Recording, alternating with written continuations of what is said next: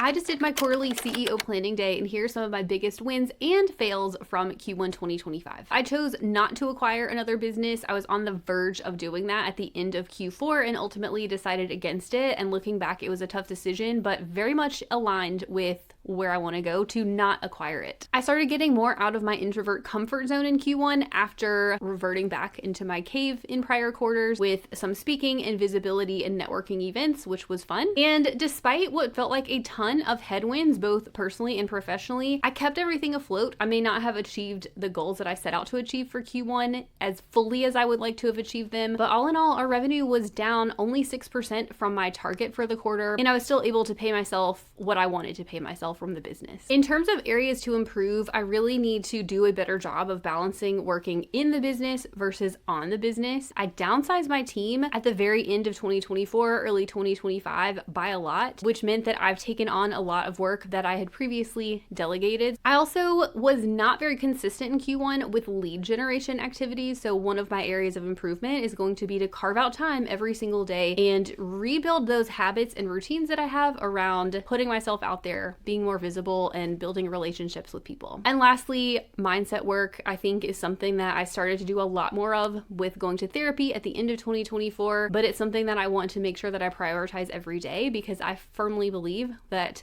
I will achieve my goals if I work on my mindset first, because then the actions and results will follow. And if you want a full deep dive into my quarterly review, you can check out my YouTube channel where I did a full behind the scenes of my Q2 quarterly planning day.